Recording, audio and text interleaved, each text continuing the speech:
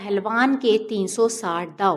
ایک پہلوان کو کشتی کے 360 داؤ آتے تھے اور وہ ہر روز نئے داؤ کے ساتھ کشتی لڑتا تھا۔ ایک مرتبہ اسے ایسا شاگرد مل گیا جو اسے بے حد پسند آیا اور اس نے اسے ایک داؤ کے علاوہ باقی تمام داؤ سکھا دیے۔ شاگرد جب فن پہلوانی کے داؤ سیکھ گیا تو مغرور ہو گیا اور اس نے دعویٰ کیا کہ اس وقت پورے ملک میں اس کے مقابلے کا کوئی پہلوان نہیں ہے۔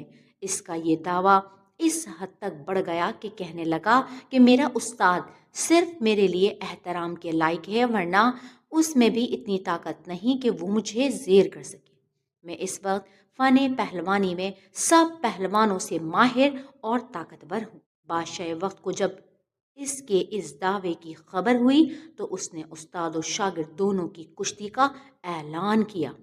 چونکہ حکومتی سطح پر اس کشتی کا اہتمام کیا گیا تھا، اس لیے ایک وسیع میدان سج گیا اور مقررہ وقت پر بادشاہ اپنے وزیروں اور مشیروں کے ہمراہ اس میدان میں پہنچ گیا۔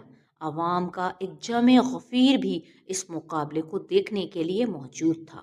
جب وہ جوان میدان میں اترا تو بدمست ہاتھی کی مانند تھا کہ اگر اس کے سامنے کانسی کا پہاڑ بھی ہو تو اسے وہ روند ڈالے۔ جب اس جوان کا استاد مقابلے کے لیے اترا تو وہ اسے دیکھتے ہی سمجھ گیا کہ میرے لیے اسے طاقت سے ہرانا ممکن نہیں۔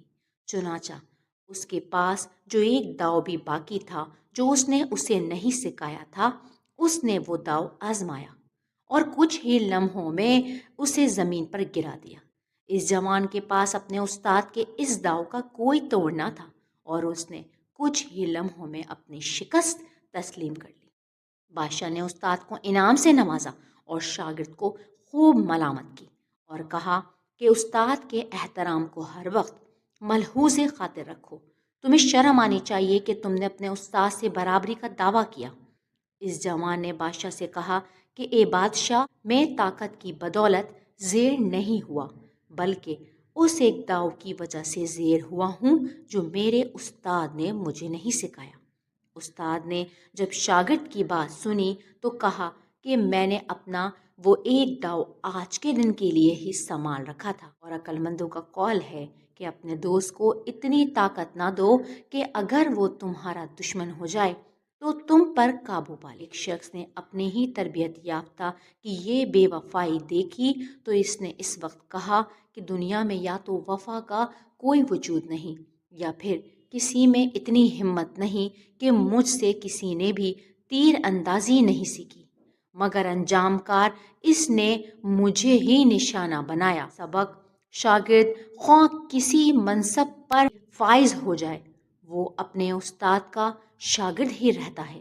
استاد کا ادب شاگرد کو مزید بلندیوں تک پہنچاتا ہے۔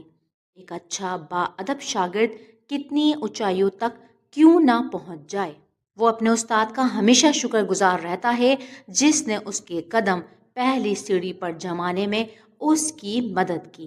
اللہ تمام اساتذہ پر اپنی رحمت نازل فرمائے۔